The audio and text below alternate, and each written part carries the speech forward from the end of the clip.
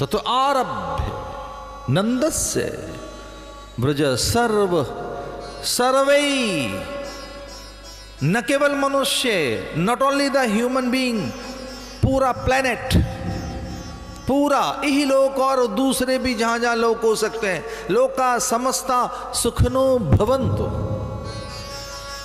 एक मनुष्य सुखी रहे, वनस्पति, अन्य प्राणी, धरती, जल, अग्नि, वायु, औषधियां, अन्न, इनमें विकृति हो तो मनुष्य अकेला कैसे सुखी रह सकता?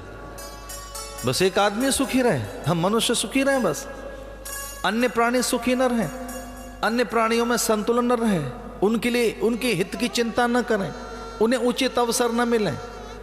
अगर मनुष्य से इतर अन्य दुखी हैं तो मनुष्य सुखी नहीं हो सकता, कभी नहीं।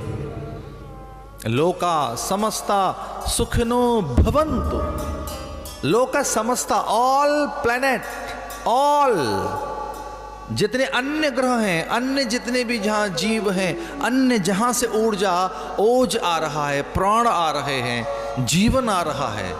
और सच तो यह कि धरती पर कुछ ही है जो हमें प्राप्त है, बाकी तो अनंत आकाश से प्राप्त हो रहा है। धरती से तो कुछ ही मिलता है, धरती कुछ दे पाती है। धरती जितना दे रही है वो जड़ है, जड़ता प्रदान करती है धरा, सूक्ष्म वस्तुएं, सूक्ष्म प्राण और जीवन स्फूर्ति, जीवन के लिए वो रस, प्रतिरोधात्मक शक्ति और चेतना के लिए जो आहार है, मूल हमारा जो आहार है वो तो अन्य कहीं से आता है, धरा से वो प्राप्त नहीं होता। इसे ध्यान रखना, धरती को सीमित साई प्रदान करती है। जो अन्य हमारी मांग है, अन्य जीवन, अन्य वस्तुएं और अन्य पदार्थ, अन्य तत्व जिनसे जीवन की समग्रता सिद्ध होगी, वो तो अंतरिक्ष से प्राप्त होता है। इसलिए कहा लोका समस्ता सुखिनो भवन्तु। अकेला एक आदमी सुखी रहे वो सुखी नहीं रह सकता, सब हों, सर्व समृद्धिवान, सबको समृद्धि मिली, सबको, तो सबकी मति तो थिर न हो और आपकी मति थिर हो तो अन्य की जो अनिश्चय की स्थिति, अनिर्णय की स्थिति है, उद्धत अवस्था है, अन्य में जो पर में, अन्य लोगों में जो एक व्याकुलता और अज्ञानता है, उसके कारण आप भी सुखी नहीं रह सकते। इसे जब दीप जलता है तो एक व्यक्ति के लिए नहीं जलता, वो जहां भी जितनी सी भी जगह में है चारों ओर प्रकाश बिखेरता है, चारों ओर उसका जलना सबके लिए है, फूल का खिलना सबके लिए है। एक बार इत्र की डिबिया खोल कर तो देखो, इत्र में जरा सी हवा लगी तो चारों ओर खुशबू बिखर जाएगी, चारों ओर। एक व्यक्ति के लिए नहीं कि इत्र की डिबिया मैंने खोली है तो इत्र से अधिक गंध मुझे मिले, इत्र की सुगंध केवल मुझे मिले, ना, ऐसा नहीं हो सकता। आपने चाहा कि सारे स्वप्न आपकी आंखों में पलें, स्वर्ग की सुधा और उसका चषक आपके ओठों को छुए और अनंत प्रकाश केवल आपके आंगन में सिमट कर रह जाए, ऐसा नहीं हो सकता। स्वप्न मिथ्या मायावी हैं और उन्हें दो आंखों की कोटरों में धंसकर रहना मान्य नहीं।